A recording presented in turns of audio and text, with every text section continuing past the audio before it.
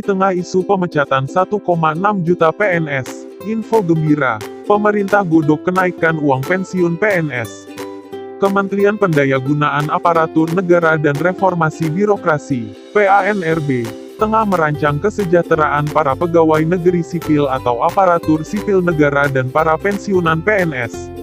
Nantinya uang yang diterima para pensiunan PNS akan lebih besar alias bukan sekadar gaji pokok.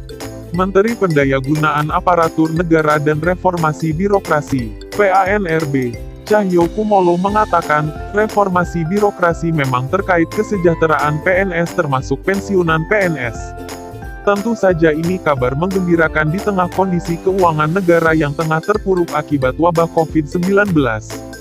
Seperti diketahui, selain merombak APBN, Indonesia juga menunda berbagai macam agenda penting. CPNS 2019 hingga kini masih terkendala akibat pandemi COVID-19, belum lagi isu pemberhentian 1,6 juta PNS pada Desember tahun 2020 nanti. Sudah ditata mekanismenya dengan baik, ungkap dia pada Rabu, tanggal 8 Juli tahun 2020, dikutip dari kontan.co.id. Meski demikian, Cahyo belum bisa memastikan soal kenaikan uang pensiunan PNS bisa direalisasikan. Harapan saya juga demikian, soal kesejahteraan. Tetapi kita harus lihat kemampuan anggaran juga, ibu dia. Dia juga belum berani memastikan kapan pastinya akan ada kenaikan. Soal kapan ya mari kita berusaha dan berdoa. Semoga pertumbuhan ekonomi ke depan semakin membaik dan saya belum berani memastikan kapan terrealisasi, ujar dia. Sebelumnya, pemerintah memang sudah lama berniat mengubah skema dana pensiun bagi pegawai negeri sipil PNS. Namun ternyata hingga kini belum juga kelar. Saat ini statusnya masih dalam kajian. Rencananya, perubahan skema dana pensiun tersebut akan diatur dalam peraturan pemerintah (PP). Namun pembahasan masih dilakukan oleh sejumlah kementerian. Perubahan masih akan dibicarakan lintas kementerian, ujar Direktur Jenderal Anggaran Kementerian Keuangan Askolani, Abdul Basit. Hal senada juga disampaikan oleh Badan Kepegawaian Negara, BKN. Kajian tersebut dalam rangka mengubah skema dana pensiun dari pay as you go menjadi fully funded. Nah, pembayaran dana pensiun itu akan berasal dari iuran antara pemerintah dengan PNS tersebut. Besarannya bisa ditentukan dan disesuaikan berdasarkan jumlah gaji PNS setiap bulannya, terangkit Kepala Biro Humas BKN Paryono. Meski begitu hal tersebut masih menunggu selesainya PP.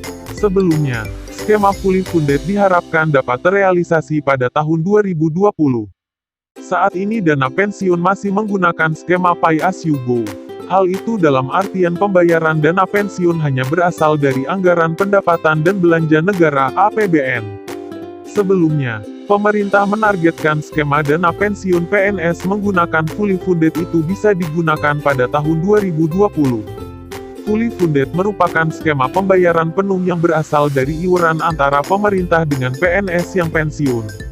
Dengan skema ini, dana pensiun yang diterima ASN akan lebih besar dari yang saat ini, sehingga bisa menurunkan beban APBN.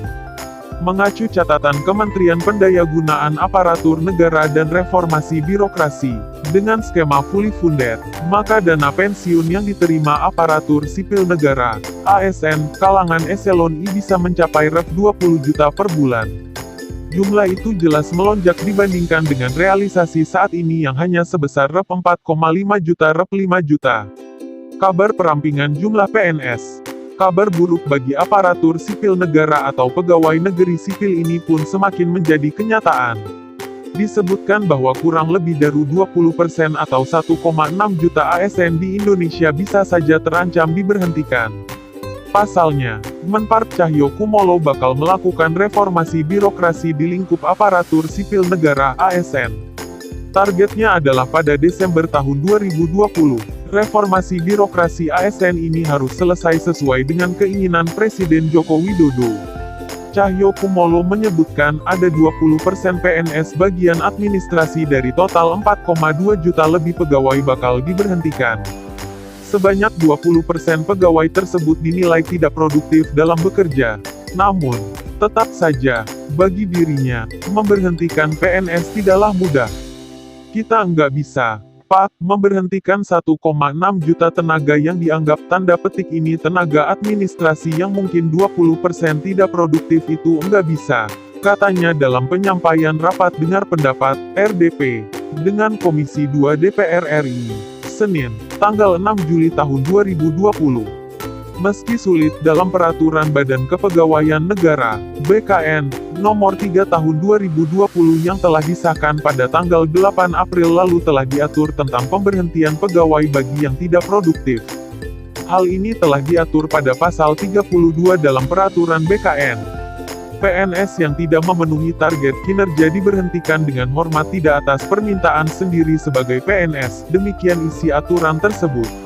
Target kinerja yang dimaksud pada pasal 32 ayat 1 ini dituangkan dalam sasaran kinerja pegawai, SKP, dan akan dilakukan penilaian kinerja setiap tahunnya. Adapun penilaian kinerja ASN atau PNS dinyatakan dengan angka dan sebutan atau predikat sebagai berikut. Sangat baik, apabila PNS memiliki nilai dengan angka kurang dari, sama dengan 110 sampai angka kurang dari, sama dengan 120 dan menciptakan ide baru dan, atau cara baru dalam peningkatan kinerja yang memberi manfaat bagi organisasi atau negara. Baik apabila PNS memiliki nilai dengan angka lebih dari 90 sampai angka kurang dari, sama dengan 120. Cukup apabila PNS memiliki nilai dengan angka lebih dari 70 sampai angka sama dengan 90. Kurang, apabila PNS memiliki nilai dengan angka lebih dari 50 sampai angka sama dengan 70. Sangat kurang, apabila PNS memiliki nilai dengan angka kurang dari 50. Regulasi itu menjelaskan, selama 6 bulan PNS tersebut diberi kesempatan memperbaiki kinerja. Namun, jika tidak ada perubahan setelah masa yang diberikan maka harus melakukan uji kompetensi ulang. Pasal 32 berbunyi, PNS tersebut diberikan kesempatan selama 6 bulan untuk memperbaiki kinerja. Dalam hal PNS tidak menunjukkan perbaikan kinerja sebagaimana dimaksud pada huruf A, maka PNS yang bersangkutan harus mengikuti uji kompetensi kembali.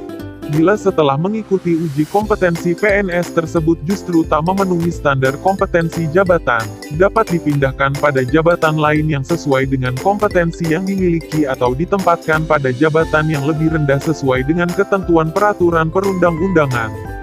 Dalam hal tidak tersedia jabatan lain yang sesuai dengan kompetensi yang dimiliki atau jabatan lebih rendah yang lowong sebagaimana dimaksud pada huruf C, PNS ditempatkan sementara pada jabatan tertentu dalam waktu paling lama 1 tahun.